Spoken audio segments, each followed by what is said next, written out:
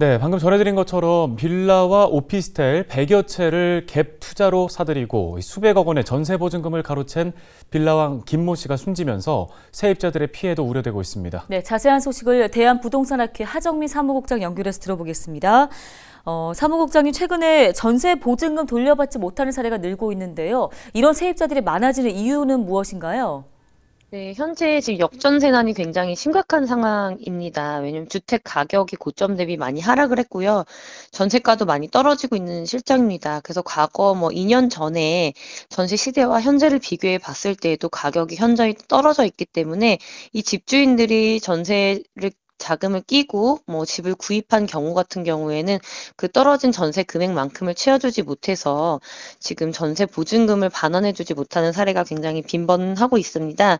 전체적으로 봤을 때는 지금 이제 금리도 굉장히 많이 올랐습니다. 5%에서 8%대를 넘나드는 주택 자금, 그러니까 전세 자금 대출 금리가 높기 때문에 전세 물량이 월세화가 굉장히 가속돼 있고요. 이 와중에 이제 전세 물량이 55% 정도 증가를 하고 있고 입주 물량도 이제 신규 입주 물량도 54% 이상 증가를 하고 있는 추세이기 때문에 이 전세난이 더욱더 심각해져서 위와 같은 상황이 좀 심화되고 있다라고 보시면 될 것 같습니다.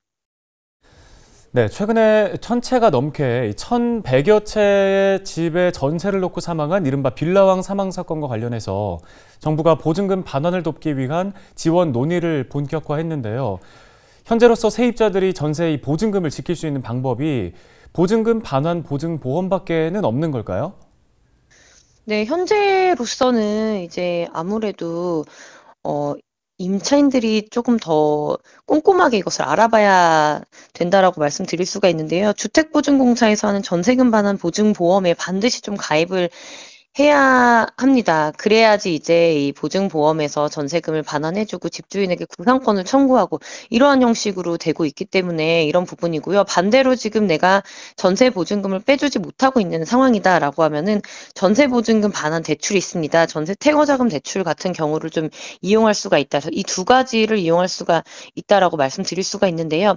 사실 현재 이 외에 특별한 방법이 없다라고 좀 말씀드릴 수가 있겠습니다. 그래서 지금 전세 보증금을 반환해주지 못하는 그런 집주인 같은 경우에는 이제 일부를 이제 세입자한테 월세 형식으로 이자 형식으로 내어주기도 하고요. 이런 현상도 지금 빈번하게 발생하고 있습니다.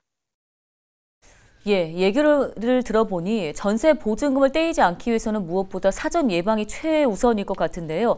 좀 어떻게 하는지 도움 말씀 부탁드리겠습니다. 네, 반드시 이제 주택을 임대했을 때요, 선순위 근저당액, 즉 부채 비율을 꼭 한번 살펴봐야 합니다. 기존 같은 경우에는 이제 아파트의 경우에는 이제 가격 대비 이제 7, 80% 이상의 70% 이상의 대출이 과도하게 껴있다, 이런 경우 같은 경우에는 일부 대출을 상환하 전세금으로 일부 대출을 상환한다 해도 약간의 리스크가 있기 때문에 이러한 부분을 좀 챙겨 보셔야 될 것 같고요. 주택도 마찬가지입니다. 60% 이상의 대출이 이미 끼어 있는 집이 내가 전세를 들어갔을 때 일부 전세 자금을 대출을 반환하고 자금으로 대출하겠다라고 말을 하는 집주인 같은 경우는 좀 경계를 할 필요가 있겠죠. 그래서 선순위 근저당액과 부채 대비 비율을 좀 꼼꼼하게 따져 보셔야 될 것 같고요. 그 보증보험 가입은 이제 거의 필수적이다라고 말씀을 드릴 수가 있겠습니다. 그래서 이러한 제도라든지 그리고 이제 등기부상에 나타나는 부채 비율을 꼼꼼하게 따져 보시고, 또한 이제 계약서를 쓰실 때 이제 후순위라든지 추가 대출을 받지 못하게 이제 막는 그런 그 특약 조건을 걸어두는 등 이렇게 해야 본인의 자산을 좀 올바로 지킬 수 있겠다라고 말씀드릴 수가 있겠습니다. 네, 알겠습니다. 전월세 임대 계획하시는 분들 계약 전에 해당 주택 부채 등에 대해서 좀 꼼꼼하게 확인을 하셔야 될 것 같습니다. 도움 말씀 잘 들었습니다. 대한부동산학회 하정민 사무국장이었습니다.